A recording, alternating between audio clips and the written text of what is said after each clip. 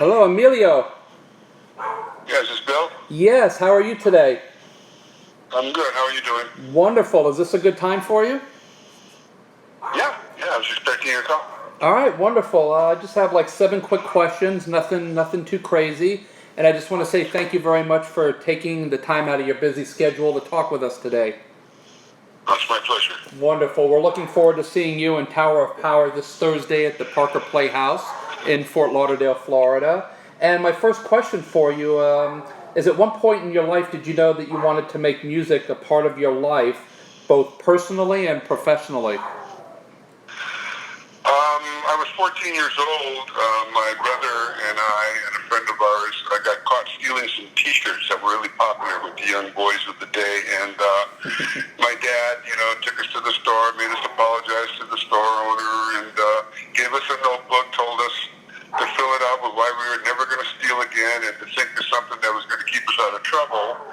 And the Beatles had just come out, and we said, Dad, we want to play music. And he said, get in the car. And he took us to the store and pointed to the wall where all the instruments were hanging. He said, whatever you want.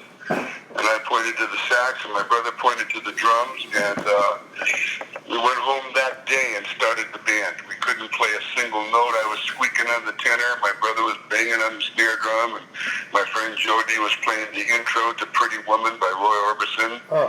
And we sounded horrible, but my mother walked in and she said, they're going to be big stars, and we've had a band ever since. We learned to play after we started the band.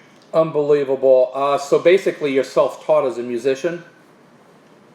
No, I had some teachers after that. My dad started, he got me a sax teacher and then a guitar teacher and a couple of keyboard teachers, but the real teacher that helped me was Norman Bates. He was a bass player for Dave Brubeck. And he taught me music theory, just a short time, not a lot, but enough to really sort of, one day as I was trying to figure out all the modern records of the day so I could teach them to the band, all that music theory about numbers that he taught me all of a sudden came into clear view why I was learning that stuff.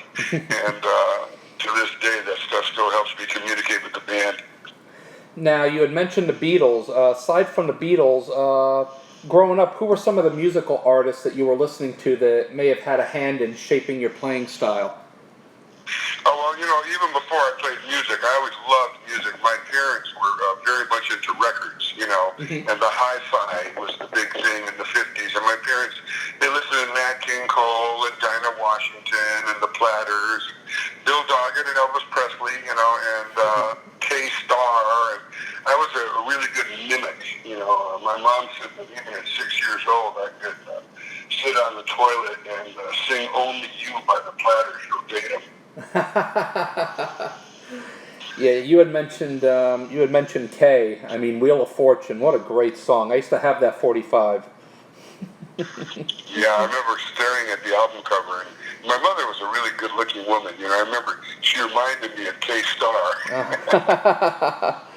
Oh my! Now, this is really cool information I found out. I didn't think you guys had been around that long, but Tower of Power is going to be celebrating like 50 years in sometime in August, right? In August it'll be 49. Next August. Oh, okay, next August. We're preparing for a big celebration next year, probably around May in Oakland. Nice. So what do you think has kept the band so strong over all these years?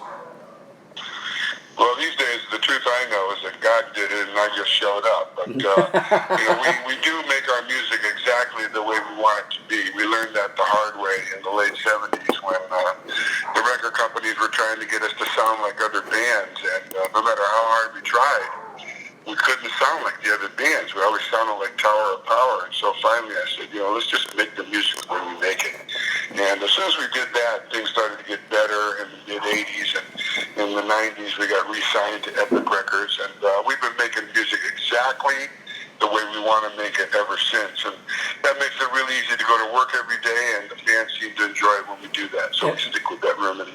And that's how it should be. Now, tell us about Marcus Scott. How's he coming along with the band? Just fabulous, man. I tell you, we had this singer, Ray Green, who I just loved, and turned out Carlos Santana loved him as well. And the next thing I knew, I was without a singer. And what God was going to do in that situation. He just really came through, because this is a real, true Memphis-style soul singer. Nice. And we already recorded him in about, I think 11 tracks on the new record, and he's just killing it live, and a great guy, and I'm just amazed that I could have, after having a singer like Ray and just loving him to death and losing him, to come into another singer who I think is even more soulful and equally as great a person. I've just been doubly blessed, so. Well, you know what they say, when really one door well. closes, another one opens. Yeah. Now, you mentioned the album. Do we have a release date yet for the new album? No, but we're in final mixes. I've already got 15 songs mixed. We got 13 more to mix, and then we're going to pick the best 12 and put it out. We signed a new record deal with Mac Avenue Records, and so we're getting ready. I still got to do the cover and the credits, and we got to pick the songs, and but it's coming. Now, final question. What is next for you personally and with Tower of Power? What's coming up? Anything new, exciting? Well, I got to start planning this DVD documentary live show recording for the 50th. I'm going to put this record out, and we're going to start touring behind that, and then all the other songs are going to be for a record that follows that one. But we're also going to do this sort of documentary DVD live show filming probably next May, and I gotta figure out who's going to be on it and what we're going to do. And last time we did the 40th anniversary celebration, I invited all the past members, and I'll probably do that again. Nice. But trying to get some guest artists to come. And I don't know. I'm not sure what I'm going to do. I might have an orchestra. I'm not sure. But we're in the planning stages. I'm working with Dick Clark's son. His name is Rack Clark, and it should be good. Wonderful. We'll be looking forward to that for sure. And again, Emilio, thank you so much for your time today. We're really looking forward to seeing you guys. I've never seen Tower of Power live, so I'm really psyched and excited. I'm glad it's only a few days away, so I don't have long to wait. Well, the live show is really the thing with Tower of Power, so I look forward to seeing you. I wanted to ask you, do you think we can get maybe you and the band to sign a guitar to benefit disabled American veterans? Absolutely. Is this your cell phone I'm talking to? Yes, sir.